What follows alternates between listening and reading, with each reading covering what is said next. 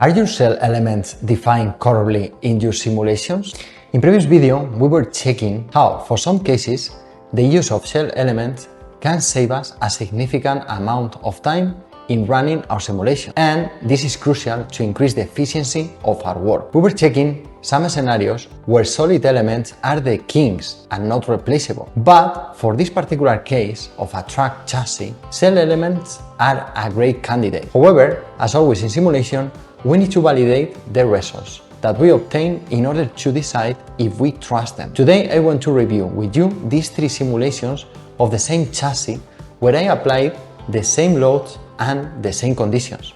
We will see how the deformed shapes that I will show you could make sense since nothing is flying and maximum values are happening at the same regions.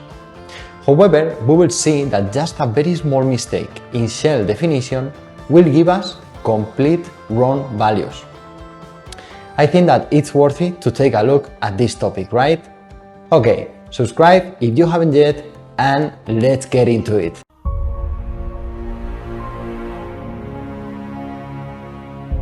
Hi, Carlos here, and for those of you who don't know me yet, I've been more than 12 years validating real engineering FEA projects across different industries. So I created my validation method to train FEA the way industry actually demands. You will find all the details in the description below.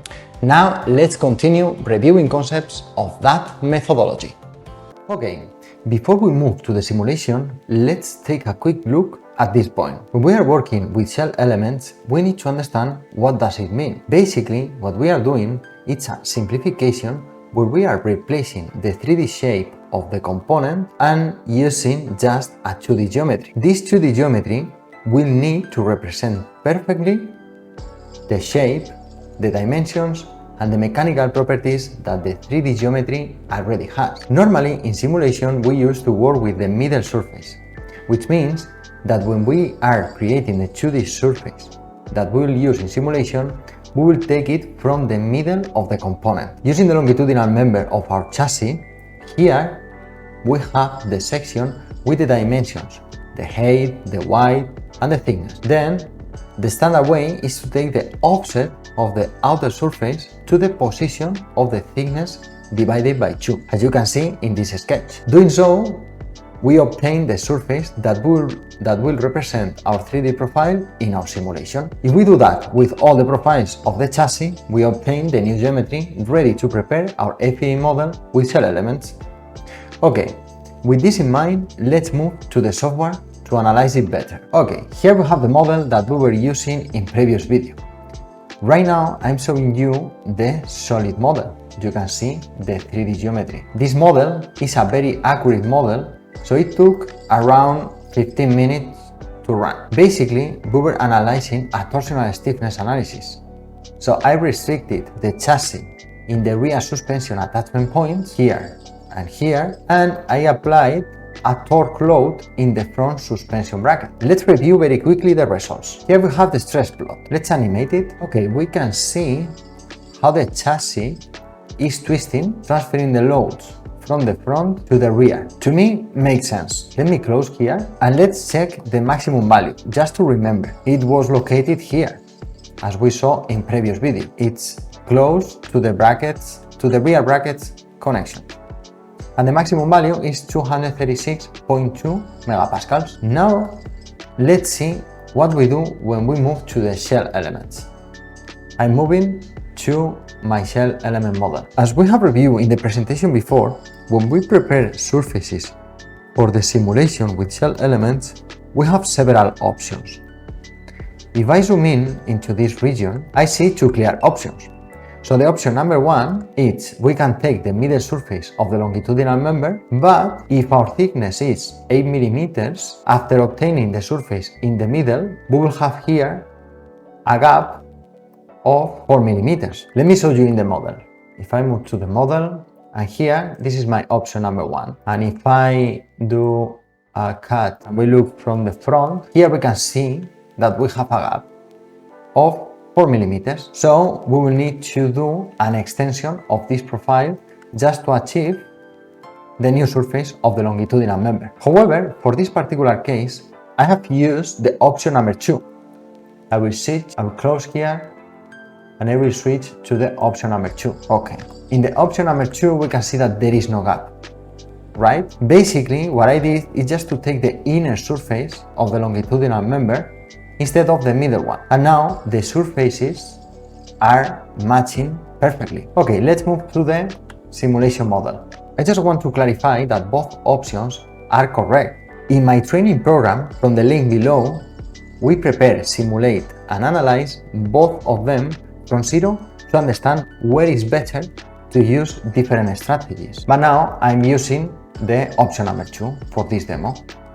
Okay, now we are in a simulation environment. What we have here is the same model coming from the solid element configuration, but changing the type of element to shell elements. As everything in simulation, depending on the options and features that we used before in the pre-process, we need to do different things here in the simulation definition. As we use the option number 2 in the pre, now we should take care about the definition of our shell elements. I want to show you this simulation results where I use the default definition for the shells, but not everywhere. Okay, here we have the stress plot. From this point of view, it makes sense, right?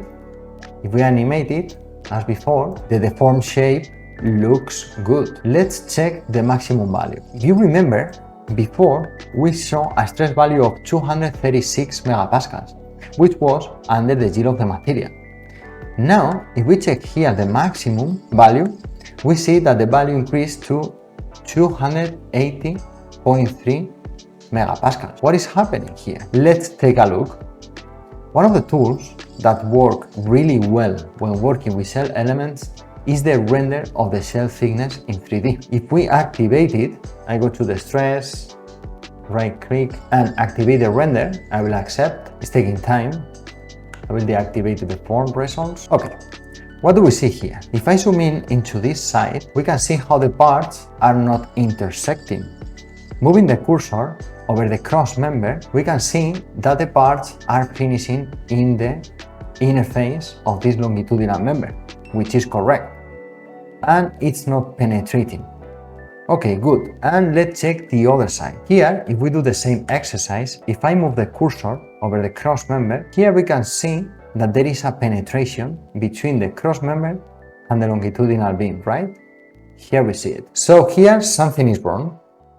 I will create a video of checking intersection in shell elements. Now what we need to check is the definition of these shell elements. I will deactivate the rendering. Now I go to the simulation tree, drop down the parts. Here we have the parts, we have all the cross members, and here we have the longitudinals. And this one is the one that we check that is wrong. If I do right click and edit definition. Okay, here we can see what is happening. By default, the software is assigning to this shell element component the middle surface. But if you remember, in the pre-process, we selected the option number 2, where instead of doing the offset, I chose the inner face of the profile to create the 2D model. So I should use the offset option, which will grow the thickness towards outside of the vehicle instead of equal in both directions. If I drop down the offset menu, here we can see how the software by default is considering the middle surface, and this is wrong. I need to choose the second option where we say to grow all out of the vehicle. Now we can see. In the other side of the chassis, I already defined it properly, but I wanted to show you what is the effect of not doing a correct definition of our shell elements and leaving the software to do it by default. The simulation ran and the results could make sense, but the results are wrong. Okay. As you can see, here we have several options. So what happens if instead of selecting this offset, we select this one? I will show you. I will exit from here and I move into that model. Okay, here we are. Basically, we have exactly the same model definition. The only difference is that in this side of the chassis, this longitudinal member was defined wrong by mistake. Instead of offset in one direction, it was offset to the opposite direction. Let me show you the results. Looking at the stress plot, so we can see that nothing is flying, everything is connected, the deformed shape makes sense. So from this point of view, the behavior seems quite okay. Let me show you now the maximum value. Okay, here we have it. So we move from 236 megapascals in the model by solid elements to 280 megapascals to the shell element model, but defined by default And now we are reading a stress value of 1705 megapascals, which is a bit different, right? And what is happening? I will activate the rendering again. Okay, here we have it. And if I look from the front of the vehicle, remember that this side was defined okay. So from this view, it seems okay. But let me do a screenshot. I'm moving now to my slide. Okay. Here I have the screenshot. From this view, we can see that the longitudinal profiles have not the same side. If I add a couple of lines, now it's much more clear. The profile on the right side is smaller than in the left side. We can observe the gaps between my lines and the model. Therefore, this definition is not representing the reality. Let's go back to the software. And now I will compare the 4 models. The model with solid elements and the 3 models with shell elements. So here we have all the simulation, exactly with the same configuration. Same materials, same loads, same restriction, same mesh, just one little difference, that the shell definition is defined properly in only one of them. Here we can see how close are the values and the behavior between the model with solid elements, this one, and this model using shell elements, as we saw in previous video. But the other 2 simulations are completely wrong by just a wrong definition of the shell elements in one of the longitudinal profiles of our chassis. Interesting, right? Working with shell elements is super powerful, but we need to know how to use them properly. As always, we will continue investigating more interesting topics in next videos. And if you want to make the difference and learn how to actually apply all of this in real engineering projects using my validation method, you can find all the details in the description below. Subscribe if you haven't yet. See you in next simulation.